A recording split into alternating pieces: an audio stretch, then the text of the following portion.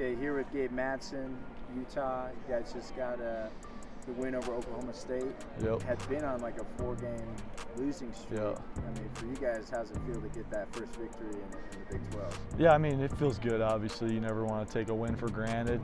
Yeah, it's been a little bit of a tough streak here, and we've just been focusing on the process of everything. I think it's really easy to get caught up in the result. Obviously, winning is a premium in college sports, but we got like a young group, and we're just trying to figure it out one game at a time. So I think that was a good stepping stone here, and try to get some momentum, because that's really all what sports is about.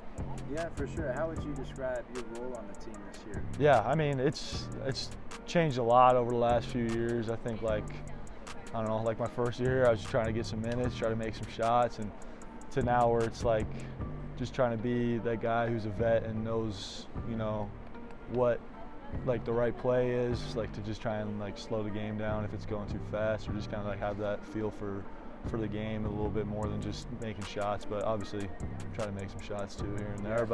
And then just be more of a leader this year, and that's something that I haven't always been super comfortable with, is just being like a vocal leader. I've always really tried to be like a leader by example, and I still think that's like my number one thing, is like I try to just like lead by example every day. And then I had a coach tell me a long time ago, just when you don't talk as much, your words mean more. So just kind of like keeping that mindset of just like picking and choosing when to say things, because I know that will hold more weight when I just pick and choose a little bit more. Yeah, for sure, man. Everybody's got their own style. Yeah. Talk about your basketball journey. Like, how'd you get started in the game? Yeah.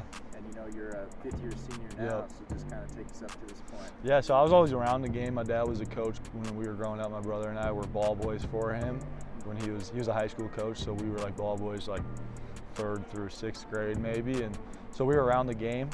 But we never really got into it until we went to, as a family, we moved to China when I was in 5th grade, and every day there was like a 2-hour like break in the middle of the day that kids would go sleep, and so like we would just play basketball. And so that was like the first time we really got into it. I was 12 years old, and then next year we came back, and I was in 6th grade. That's the first year I played. So I was always around it, grew up around it, but baseball was my first love.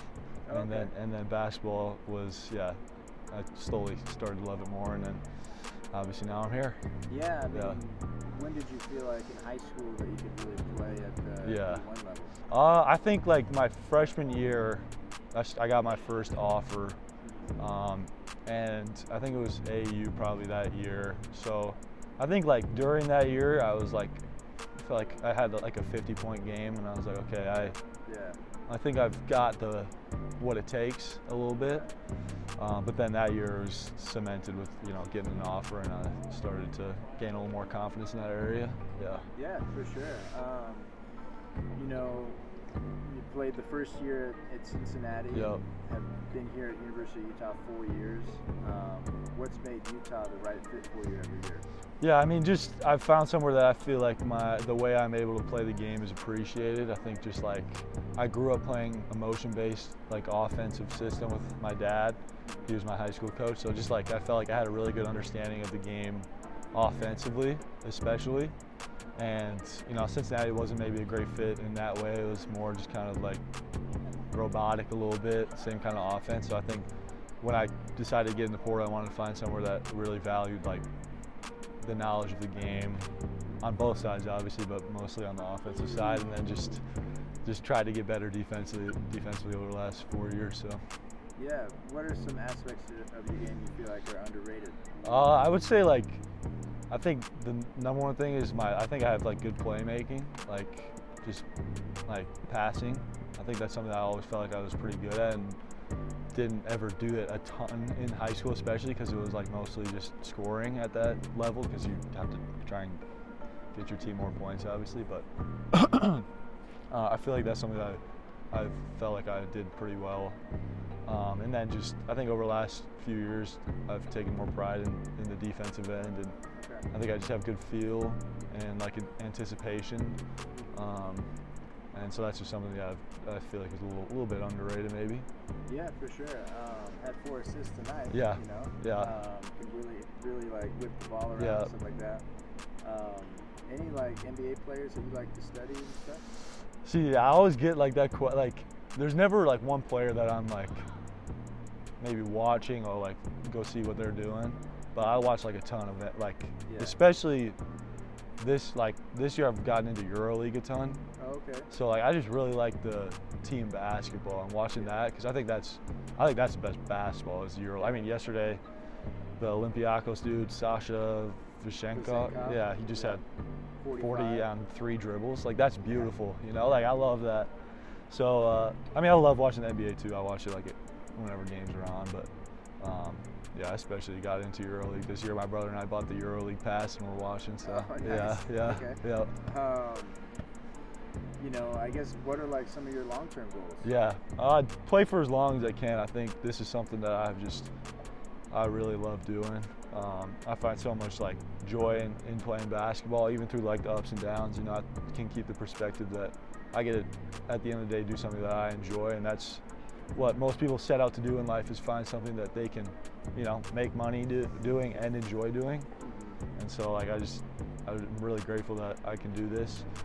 And so just keep doing that for as long as I can, and then I want to get into coaching. I never thought I would want to, but I just really appreciate like good coaches, and I think like I've gained good perspective from that as a player, and I think I'm good at like building relationships with my teammates, and I think I can carry that on to coaching and just really build good relationships and trust. And yeah, so I think I'd get into coaching after playing maybe. Yeah, for sure. You know, what type of guy are you kind of off the court? Yeah. And, you know, for teams that could be watching this, Yeah. You know, what are some attributes that you bring to your team? Yeah, I think I'm just like, I'm really just a chill guy. That sounds like pretty cliche, but it's like I just really love to, like, I have a girlfriend for the last 4 years, saving for a wedding ring, so it's like I'm very solid in that area. And so I got my life at home, and then it's like really my life at home and basketball. So like I got a buddy who lives out here too that we train in the mornings, and so yeah, it's like this is really what I just enjoy doing. You know, like I go home, chill with my girlfriend, sometimes play some golf, but really it's just that and basketball. And you know, I wake up every morning, go to the gym with my buddy, get work in, and yeah, it's just I was at a point at Cincinnati where I was like I didn't love the game anymore, and so I'm just so grateful to have found a spot where like. Now I can't even imagine feeling like that, you know, like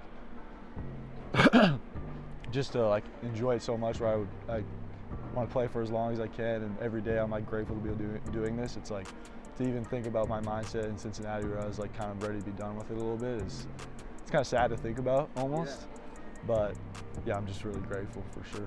How has that experience like kind of helped add some mental toughness to your approach to the game? Yeah, I mean, it definitely has. Just to have, I think it's important to have felt both sides a little bit. You know, like where I felt really low, and just it was kind of just I felt like I think it was a lot of like the COVID stuff too. Like I just felt a little bit trapped, and I like to be able to explore a little bit on my off days, and you know go see the city a little bit. But it wasn't that. But yeah, it just was like not the greatest fit, and so I think it was important to feel that a little bit too, because I think it's definitely given me a mental edge and just appreciation for where I'm at now, and I just know I'll never get back to that space. I've grown so much in the last 4 years, done a lot of just growth, you know, and it's been a journey for sure. Any other, like, you touched on this a little bit, but any other hobbies outside of basketball? Yeah, golf for sure. Okay. Golf for sure. I'm really into I wanted to get a philosophy degree when I came here, but the classes were like during like practice hours, so I couldn't. So I ended up getting a sociology degree. But I really like those kinds of like books and like hard-hitting questions about life, and I think that makes me like who I am a little bit, is like, and why I have the mindset of just like being grateful for like this and this moment and this process. So like I'm like into meditation and journaling and like the philosophy books and spiritual books. So it's like that's like a huge side of me for sure. But yeah, that golf and basketball in my life at home. So that's really it.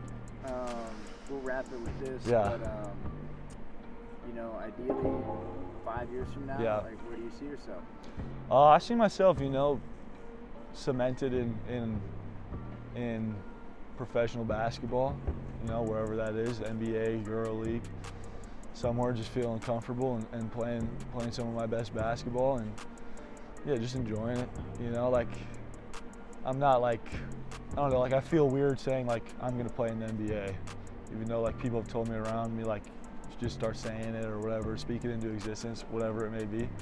But I'm just like, you know, I just go with the flow a little bit, see where life takes me. I'm really confident in my abilities. So yeah, I'm ready for that next step. I'm ready to like keep growing, I think, after this year. You know, like I've been here for 4 years and like kind of been around the same stuff and, you know, I try to grow every day, but I think I'm ready to take a new step in that sense and like be around, you know, better players, new coaching and a new like, yeah, just new game a little bit in the pro game. So I'm excited. Yeah. Awesome. Thank you for the time, man. Appreciate it. Yeah.